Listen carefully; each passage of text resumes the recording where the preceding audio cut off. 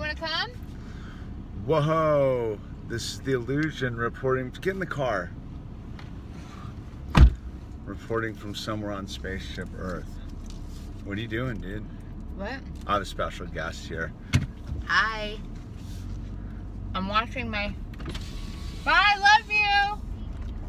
She just told me she hated me. What's that, your child? Mm-hmm.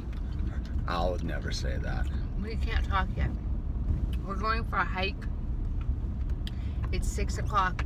Your seatbelt's not on, by the way. He's like a seatbelt Nazi, this guy. We're up the canyon. We're not even off our dirt road. Dude, if you want to fly... Don't argue on camera. If you want to... Don't argue on camera. Don't argue on camera. I just want the light on my We're supposed to dash. just show them the very best of ourselves. I want the light on the dashboard to go off, dude. That's all I want is the light on the dashboard to go off, dude. If you want to fly through the window, it's on your thing. I'm not arguing. You're arguing. So, I'm telling her that we're going on a hike. Georgie stays home for 2-3 hours at a time.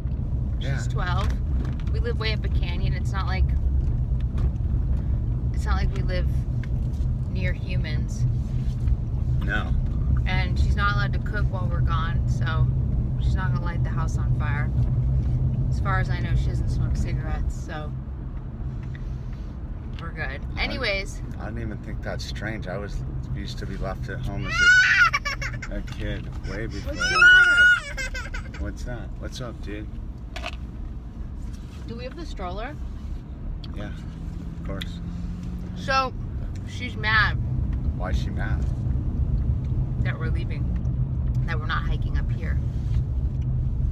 I don't hike up here. Anyways, that's what just happened. And so I come from the school of like, I don't buy into all that like weirdness.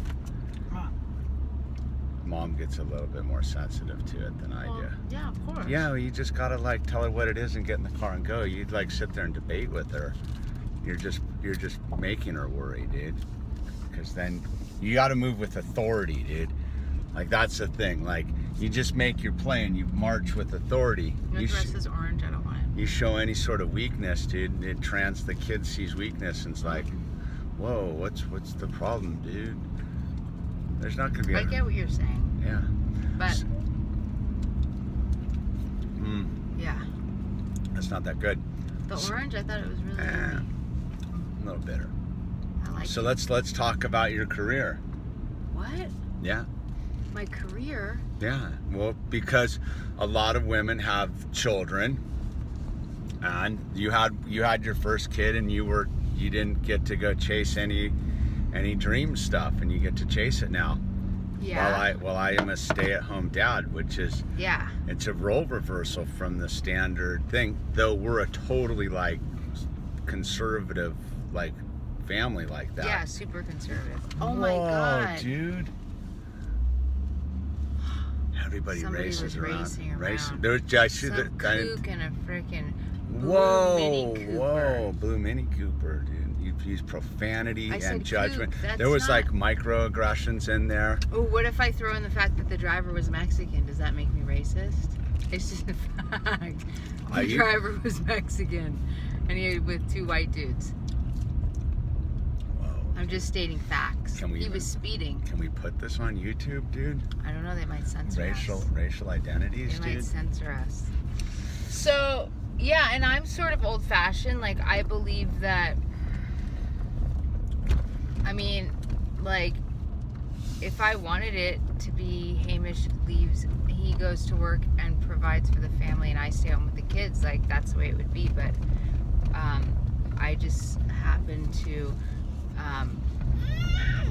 end up in a career where I can make good money, like, better than he can doing his carpentry. Well. Hey, what's up, buddy?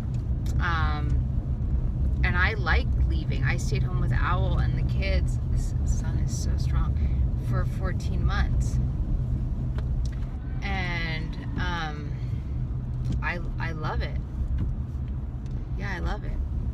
So you're stoked. Yeah. Though you're keeping the family intact. See, I make sure I'm home at night and we have dinners together. I mean, most nights, right? I have to look at the road or else I get really car sick, so I can't look at the camera. You always like film when we're driving down the canyon, and I get so sick. Well, it's like a good time because they got the camera mount there, and we can fit each of us on the screen. So, first time around with the Minigram. Yeah, I was a single mom, and I'd been doing like, yeah, I didn't do drugs and drink alcohol when I was pregnant, but when I really get to divulge like a lot of my history on here. Whatever. I was in a treatment center when I found out that I was pregnant with Georgie, my daughter. So, and I was 23 years old, and my big plan was not to like have a child at 23 years old. And so I was just trying to survive when I had Georgie. I was just trying to figure out how to raise another human being. And I've had really bad postpartum depression, and a year and a half into her life, I started taking pills again. So, you didn't get to chase a career. No, I didn't get to chase a career. I had to figure out how to get sober for the first, like, yeah, and then I got sober when Georgie was 3.5, almost 4. And then I was just figuring out how to be a single mom and be sober and, you know, yeah. So this time we weren't thriving, we were surviving. You weren't thriving, it was all surviving. Yeah, and I did a good job at it. And I also grew up in a family where, you know, I grew up super privileged, and I didn't have to do anything or learn skills. And I grew up in a home where education wasn't pushed, it was more the appearance on the outside. And so I came out of high school with, you know, barely, you know, yeah. So here we are, attempt number 2. Yeah, and yeah, I mean, the message I got as a kid was, I don't know if it was intentional or not, but if you're female and you're pretty beautiful and have a great personality and you know, look good, then you'll find somebody and you'll marry them, and that'll be, you know, and then you'll become a Hollywood LA housewife just like my mom was.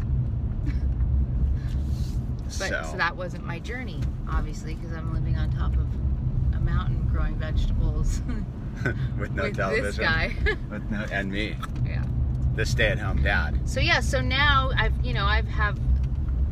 almost 8 years sober, and I've come into this career that like I love, and I can't imagine doing anything else. I don't work in recovery because I'm a sober person. I work in it because I love it, and it's truly what I think God intended me to do. And I can make a substantial living. So why not me go out and do my thing? And but yeah, it's kind of trippy. I never thought that was the way it was gonna look. No, it is trippy. And if I came home one day and I was like, that's it, I don't want to do it anymore, I want you to go to work and I want to stay home with the kids, we would just have a discussion, and that's what would happen. But I really... So the truth is that I am really living in your dream. No. Yeah, because if you decided to come home and change your mind, like, that's the way it'd be. Well, I mean, not really. We would have to plan and prepare, but it just isn't... No, I'm living in your dream too, because that's just not what I want to do. And you're staying home, and you get to homeschool children and do your strengths. I think we're just like going off of each other's strengths, right? Yes. I mean, I don't think it serves the family. I don't care how much money you were making on top of a mountain, like doing carpentry, like that, you would come home miserable every night. That is true. So, that's no good. I mean, unless, you know, somebody wants to, like, unless your YouTube thing all of a sudden turns into some, you know, show. I would still go to work, though. You would? Yeah, I mean, I think I would still be doing what I'm doing most of the time, yeah. Yeah, but that was the thing, though, right? Like, when we had Al, we had the big talk about, like, someone's staying at home to raise the kid. We're not dropping him at babysitters or... Yeah, I can't imagine you dropping. I think that, no way, I can't see you doing that. Well, we also crunched the numbers too, and like the way it would work out was one person would be working just to pay for the babysitter. Yeah, it makes no And sense. it- Ted Broer talks about it all the Yeah, time. it makes no sense. Like, unless you're making it like crazy dough, like you're just paying for someone to raise your kid anyhow. So it's like, it doesn't make any sense. No. It's a giant leap though, because we're pretty much the only people doing that aren't rich. Like our rich friends, dude, they have babysitters too, which is ironic. So they're not even raising their own kids. Well, It's like, I mean, I guess Tommy and Amy. Amy's a stay-at-home mom, yeah. right? It's just trippy. It's not an easy thing, but like, you're stoked doing what you do. Yeah, I love it. There are moments when I'm like, wait, am I missing out on, because, you know, I don't know that we're having another child, so this is my last, like, baby. So there's moments where I'm like, wait, am I missing out on, like, his blah, blah, blah, but I'm really not, because my hours are, you know, Yeah. my hours are so that I can be home at night and put kids to bed, and I'm not looking at the camera because I'll get car sick. They know that, you said that. I just want to reiterate. So, what, any advice for would-be families out there? It's not, I don't think it's that. Everybody has to do it the way that works for them. Like, I just That's think, advice. I just think that I just don't think it's right to, like, there's some women that I know that are miserable staying at home with their children, and they have no identity, and, you know, but like, if I think women are too afraid sometimes to say, like, this is not what I want to be doing. Like, they feel guilty, or like it makes them a bad mom or something. Hamish knows how to keep his identity and stay at home. Like, he has things that he loves to do and interests, and he has like enough motivation to like follow them. For me, I don't have enough. I don't think I have, like, you formed this identity, and I still am trying to figure out who I am. So I don't have that. So I lose myself in the kids and you, and all I am is like a cooker and a cleaner and an errand runner. But that's not who you are. You incorporate the other stuff into the things you like to do. I got you. So yeah, you broke free of your own trap. Yeah.